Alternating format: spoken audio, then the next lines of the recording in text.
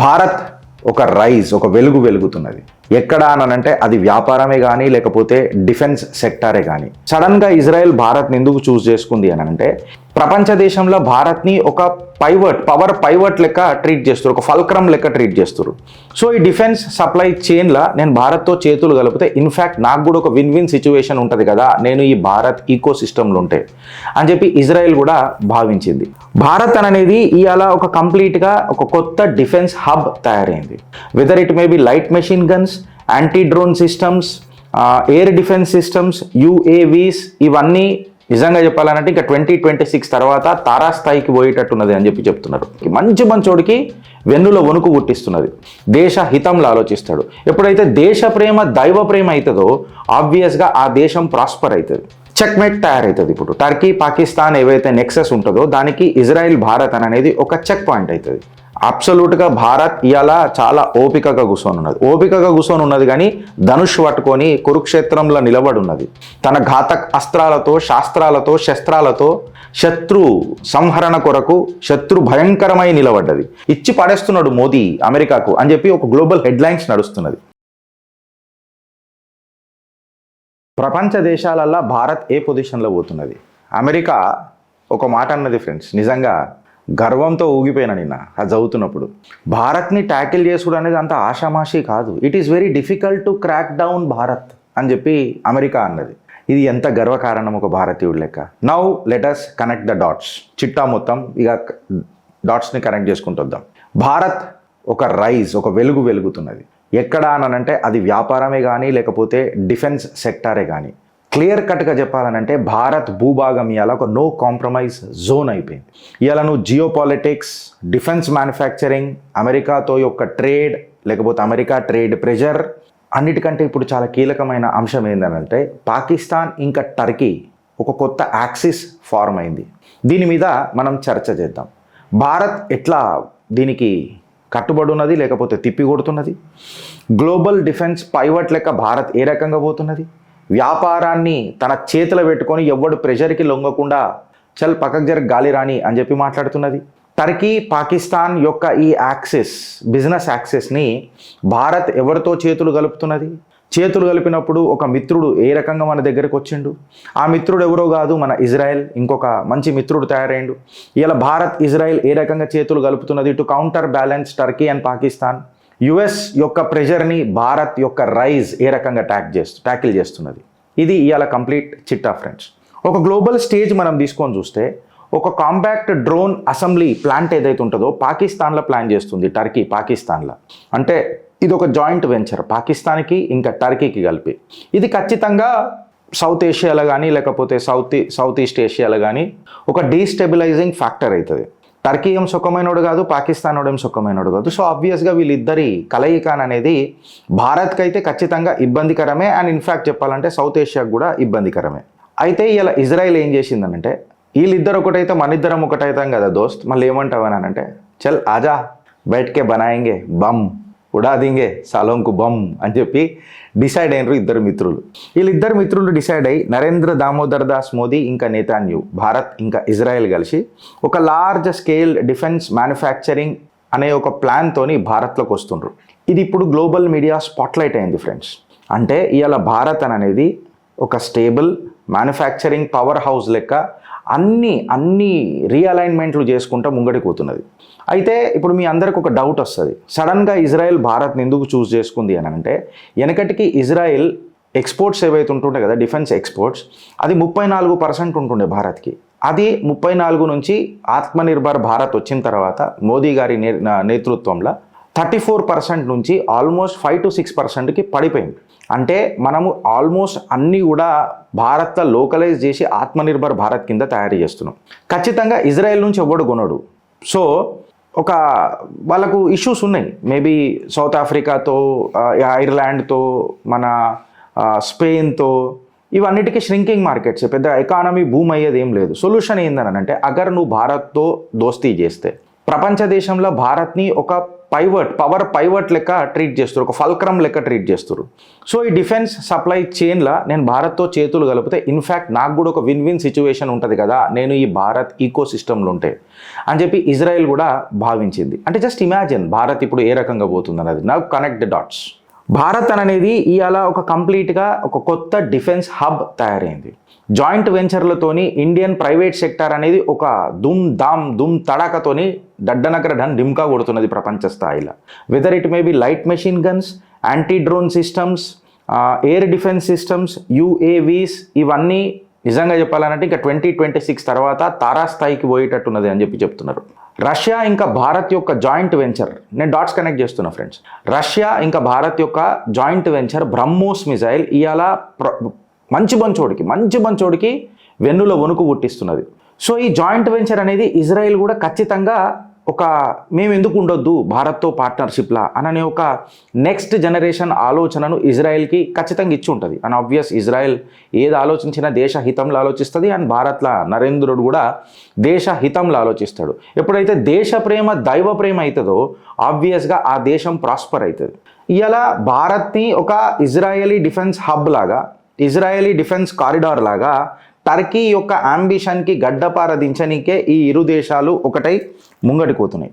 Checkmate తయారవుతుంది. ఇప్పుడు Turkey Pakistan ఏవైతే నెక్సెస్ ఉంటుందో దానికి ఇజ్రాయెల్ భారత్ అనేది ఒక చెక్ పాయింట్ అవుతుంది. టర్కీ యొక్క ఎక్స్పాన్షన్ అది కూడా ఎవరిని చూసుకొని, పాకిస్తాన్ని చూసుకొని. అంటే ఈ నిజంగా చెప్పాలనంటే రీజనల్ టెర్రర్ గ్యాంబుల్ అని అంటారు. ఇది ఒక జువ్వా ఆడుతున్నట్టు టర్కీ వాడు పాకిస్తాన్ని పెట్టుకొని, నా దగ్గర ఎందుకు మ్యాన్ పవర్ ఖతం చేసుకోవాలా, చారణ భరణకు మ్యాన్ పవర్ దొరుకుతుంది పాకిస్తాన్లో, వాళ్ళని బలి చేస్తే అయిపోతుంది కదా, టెర్రర్ హబ్ అనేది ఎప్పటికో పాకిస్తాన్కి ఉంది కదా, నేను అక్కడ ఎట్లాంటి తయారు చేసి ఏమైనా టెస్ట్ చేసినా పోయినా కానీ నాకు పెద్ద హ్యూమన్ రైట్ వైలేషన్స్ పెద్దగా జరిగాయి కదా అని చెప్పి ఒకటి ఉన్నది. కాకపోతే ఇజ్రాయెల్ అండ్ భారత్ అట్లాంటి దేశాలు కావు. ఆబ్వియస్గా they have their own respect in the world's affairs. ఆబ్వియస్గా ఇదొక డైరెక్ట్ కౌంటర్ అవుతుంది. ఏదైతే ఈ క్యాలిఫైట్ రెజిమ్ అని మాట్లాడుతున్నారో వాళ్ళకు ఒక డైరెక్ట్గా అదే అవుతుంది. అంటే ఇలా భారత్ ఒక స్వింగ్ ఫోర్స్ లెక్క ఏషియాల డిఫెన్స్ అలైన్మెంట్లలో ఒక పెద్దన్న పాత్ర పోషిస్తుందా లేదా అనేది మీ ఆలోచన మీ కమెంట్ రూపంలో చెప్పుర్రి ఫ్రెండ్స్. ఇవాళ భారత్ ఇంకా ఇజ్రాయెల్ రిలేషన్స్ ఏవైతే ఉన్నాయో అవి కంప్లీట్గా అన్షేకబుల్ ఉన్నాయి. అమెరికా మీద ఏం డిపెండ్ అవుతలేవు. టెర్రరిస్ట్ ఆపరేషన్స్లలో వీళ్ళిద్దరు కలిసి రానంటే నిజంగా చెప్పాలంటే శత్రువుకి వెన్నులో వణుకు పుడుతుంది, అడికి నిద్ర కూడా పట్టదు రాత్రి చక్కగా.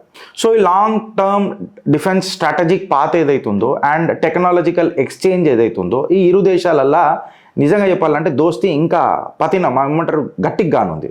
ఇది ఖచ్చితంగా ఇజ్రాయెల్ భారత్ అనేది మా వాషింగ్టన్ ఏదైతే ఉన్నదో ఇప్పుడు అమెరికా 3 స్వింగ్స్కి విరుద్ధంగానే ఉంటుంది.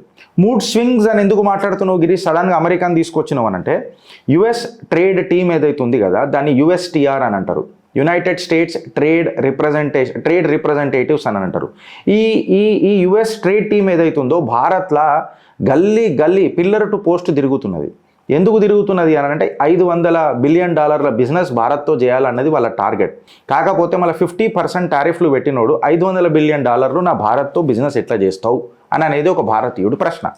ఇవాళ భారత్ ఏమంటుందంటే నీకు కంప్లీట్గా నేను ఏది యాక్సెస్ ఇయ్యా, ఓకే నీకు కన్సెషన్స్ ఇస్తా. సపోజ్ $100 ఉన్నది అని అంటే నీకు నేను ఒక $10 $20 కన్సెషన్ ఇస్తా, డిస్కౌంట్ ఇస్తా. అంతేగాని నువ్వు మొత్తం తీసుకొని వచ్చి చేయాలా ఫ్రీ ట్రేడ్గా చేసుకొని కూర్చోవాలంటే కుదరదు. భారత్ అందుకనే ఒక పెద్దన్న పాత్ర పోషించడానికి ప్రయత్నం చేస్తుంది. అందుకే అమెరికా ఏమన్నది, భారత్తో గెలుక్కోవడం కొంచెం కష్టమే, it is very difficult to crack Bharat is a difficult nut to crack అని చెప్పి ఈ స్టేట్మెంట్ ఇచ్చింది అమెరికా. అయితే చాలామంది ఏమని మాట్లాడతారనంటే ఏం ఫేర్నెస్ గురించి మాట్లాడుతున్నాడు ఈ నరేంద్రుడు, భారత్ ఏం మాట్లాడుతుంది అమెరికాతో, జరా పెద్దన్న పాత్ర పోషిస్తున్నాడు, అమెరికా వాడితో మంచుకుంటే మనకు మంచిగానంటే నీ హక్కు కోసం నువ్వు మాట్లాడుతున్నావు, నీ రైతుల హక్కు కోసం నువ్వు మాట్లాడుతున్నావు, నీ ఇన్వెస్టర్ల హక్కు కాపాడుకోనిక నువ్వు మాట్లాడుతున్నావు. అంటే ఫేర్నెస్ అని ఎప్పుడైతే భారత్ అడుగుతుందో, సమానత్వం అనేది అయితే అడుగుతుందో అది నీ వీక్నెస్సా? భారత్ అనేది జుకాంచడం ఒక భారతీయుడిలాగా నువ్వు యాక్సెప్ట్ చేస్తావా ఫ్రెండ్స్? ఇవాళ అమెరికా అజెండా అగ్రికల్చర్లో ఏ రకంగా ఉందో మనం అందరం చూసినాం. యునైటెడ్ స్టేట్స్ ట్రేడ్ రిప్రజెంటేటివ్స్ వచ్చి ఏం చేస్తారనంటే ఒక యాక్సెస్ కోరుతున్నారు భారత్ అగ్రికల్చర్ మార్కెట్లో. అంటే యుఎస్ ఫార్మర్లు వాళ్ళ సబ్సిడీలు తీసుకొని వచ్చి మన ఇండియన్ కిసాన్లతోని డైరెక్ట్ మార్కెట్లలో దిగుతానంటే కుదురుతుందా? అంటే మన రైతులు రోడ్ల పాలు కావాలన్నా, దేనికోసం? అమెరికా యొక్క పెత్తనం కోసం అని అనేది మోడీ యొక్క మెయిన్ ఆర్గ్యుమెంట్. ఇది ఖచ్చితంగా అమెరికా మీద ఒక బలమైన ప్రెషర్ క్రియేట్ చేస్తుంది. బలమైన ప్రెషర్ ఎందుకు క్రియేట్ చేస్తుంది అని అంటే, ఏదైతే టారిఫ్ మీద తాత తీసుకొని వచ్చిండు కదా కంప్లీట్గా టారిఫ్లని, దీని మీద అమెరికా సుప్రీంకోర్టులో కూడా పంచాయతీ నడుస్తున్నది.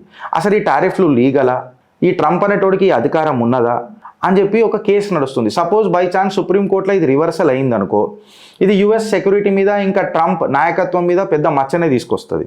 అంటే ఈ తీర్పు వచ్చే కంటే ముందే యుఎస్ కోర్టులల్లో ఈ తీర్పు వచ్చే కంటే ముందే ఈ మేజర్ డీల్ భారత్తో చేసుకున్నాం అనుకో, ఒక చూసినామా మేము భారత్ని కూడా బెండ్ చేసినాము, భారత్ మాకు లొంగుతుంది అని ఒక మెసేజ్ పోతుంది. తద్వారా భారత్ రష్యాకు కూడా జర దోస్తీలలో దరార్ డెవలప్ అవుతుంది అని చెప్పి అమెరికా భావిస్తుంది. కానీ మన నరేంద్రుడు కానిస్తాడా? అబ్సల్యూట్గా భారత్ ఇవాళ చాలా ఓపికగా కూర్చొని ఉన్నది కానీ ధనుష్ పట్టుకొని కురుక్షేత్రంలో నిలబడి ఉన్నది. తన ఘాతక అస్త్రాలతో శాస్త్రాలతో శస్త్రాలతో శత్రు సంహరణ కొరకు శత్రు భయంకరమై నిలబడ్డది. ఇవాళ ఈ స్కాటస్ జడ్జ్మెంట్ ఏదైతే వస్తుందో అమెరికాకు, అది అమెరికాకి ఇబ్బంది చేస్తుంది. సపోజ్ బై ఛాన్స్లా టారిఫ్లు ఇల్లీగల్ అని చెప్పి కోర్టు తీర్పు చేసిందనుకో, యుఎస్కి భారత్కి ట్రేడ్ బ్యారియర్స్ ఇంకేముండే, ఇక ట్రంప్ గాంధీ నల్లముఖం అవుతుంది, భారత్కి ఒక లీవరేజ్ వస్తుంది. ఇన్ఫ్యాక్ట్ చెప్పాలనంటే ఈ ప్రిమేచ్యూర్ కన్సెషన్స్ కూడా ఇవ్వాల్సిన అవసరం ఖచ్చితంగా భారత్కి ఉండదు. భారత్కి ఇంకా అమెరికాకు మధ్యలో పంచాయతీ ఏంద్రాబాయ్ అంటే ఈగో పంచాయతీ అనే చెప్పి మాట్లాడుతున్నారు. సో ఈ ఇంటర్నల్ టర్బులెన్స్ ఇట్లా తీసుకొని మాట్లాడితే యుఎస్ కాంగ్రెస్లో కూడా, అమెరికా యొక్క కాంగ్రెస్లో కూడా ఈ ట్రంప్ ఫారెన్ పాలసీ మీద పెద్దగా పాజిటివ్ ఒపీనియన్ ఏం లేదు. భారత్తో డ్యామేజ్ ఎందుకు అవుతున్నది అమెరికా అంటే కేవలం ట్రంప్ ఈగోతో అని అంటున్నారు. ఇళ్ళలో ఏం నైతిక అంబిషన్స్ ఏం లేవు, నోబుల్ అంబిషన్స్ ఏం లేవు. కరెక్ట్గా చెప్పాలంటే ఒక పెత్తనం రైట్, మాకు ఇనాలవాడు అని అంటే ఎందుకు ఇంటారా భయ్ నీకు అని చెప్పి భారత్ ఉన్నది. ఇవాళ భారత్ ఏదైతే అమెరికా ఎంత పెద్ద గూగుల్ స్పిన్ చేసినా డాన్సింగ్ డౌన్ ది వికెట్ వచ్చి చౌకాలు చెక్కాలు కొడుతున్నది, as if it is a no ball. Hypocrisy చూస్తే మనం అమెరికాది 50% టారిఫ్ను భారత్ మీద వేస్తావు, 19% టారిఫ్ను పాకిస్తాన్ మీద వేస్తావు, మళ్ళీ నీతో మంచిగా డీల్ చేయమన్నానంటే నీ అయ్యా జాగిరని డీల్ చేయాలా మనం? ఆబ్వియస్గా కుదరదు కదా. నువ్వు పాకిస్తాన్ అపీస్మెంట్ చేస్తావు, భారత్ మీద ప్రెషర్ చేస్తావు, భారత్ నీ సీట్ బెల్ట్ పెట్టుకొని బక్కలవుతుంది అనుకున్నావా నీ జర్నీలో? అబ్సల్యూట్గా కాదు అని చెప్పి కులయాం ధమ్కి ఇస్తుంది భారత్ అమెరికాకు.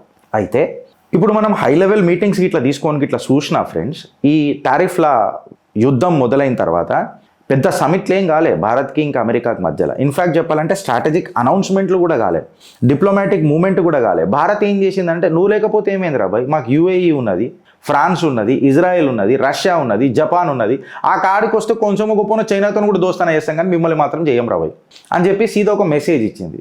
ఇవాళ ఇండియా ఇంకా అమెరికా డైనమిక్స్ ఏదైతుందో గ్లోబల్ హెడ్లైన్స్లో ఒక పెద్ద పాత్ర పోషిస్తున్నది. ఇచ్చి పడేస్తున్నాడు మోదీ అమెరికాకు అని చెప్పి ఒక గ్లోబల్ హెడ్లైన్స్ నడుస్తున్నది.